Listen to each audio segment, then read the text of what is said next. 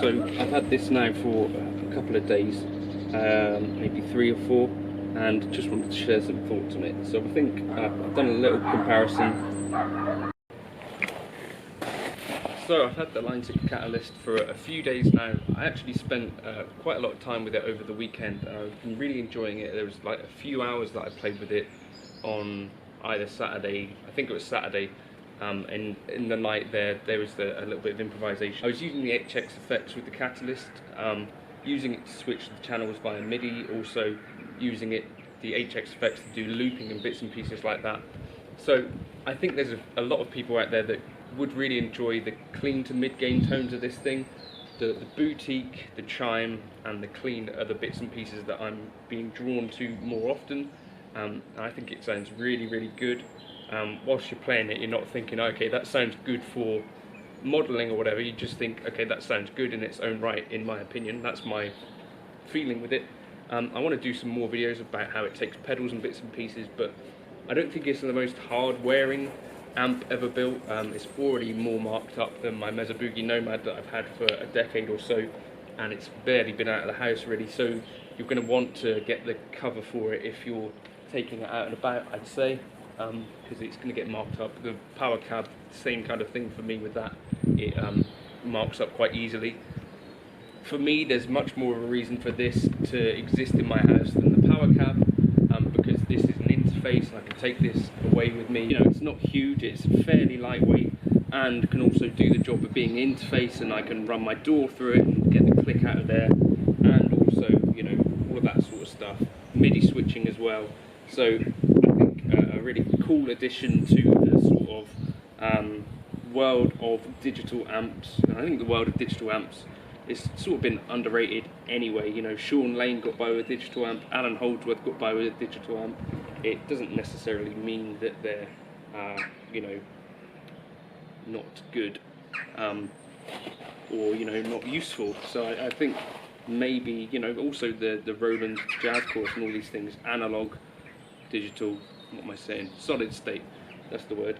Things that I might change about it if given the opportunity, I would rather be able to load in the effects that I want into it from the Helix library. So for instance, like the pitch elements, I don't think that I'd use a whole lot, and the modulation elements I wouldn't necessarily use a whole lot either. Being able to add in my own stuff from my Helix library of effects, which, you know, that could be potentially possible, but it's not something that I imagine is necessarily likely, but that might be quite cool. Or again, being able to change what that boost model is, customize that yourself, that might be more useful.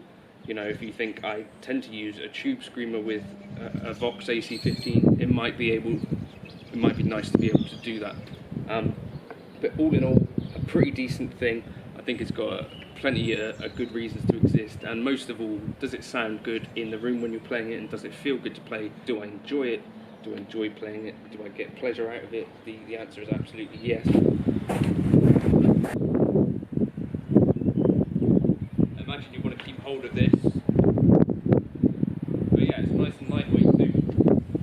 The other thing it might be nice to have actually is be able to use an extension cab with it. That could be actually quite useful, I think.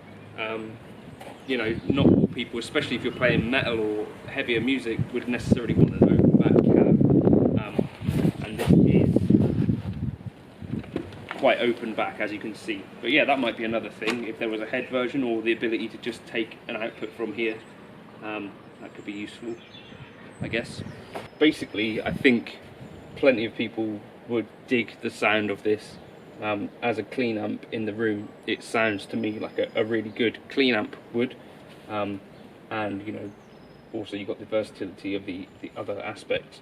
I need to try out some more high gain sounds, so I think I'll do a little bit more video on that at some point, specifically the high gain stuff, or dialing in some kind of lead tones and bits and pieces. But I think I'm going to keep it around. I dig it, I paid for this, and therefore this is me trying to be honest about what I actually think of it.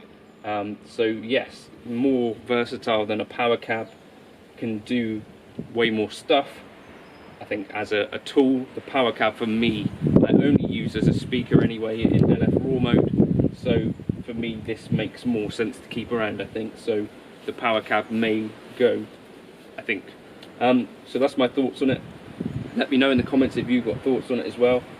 Doesn't mean that the Katana is not a great product also, but I don't think every video about the Catalyst has to necessarily be directly talking about the Katana either. If you are interested in that comparison, I'll do it at some other stage, but off the top of my head, the Katana has way more effects, a bit more of a complicated editor, slightly smaller dimensions, the 100 watt, but it doesn't have MIDI switching in via MIDI connection. So I'll catch you in another video soon. That's the Catalyst. I think worth checking out, trying out in a shop or something maybe, because I think quite a few of you might enjoy it. A little bit of a step up from the sorts of digital amps that I got when I was a kid.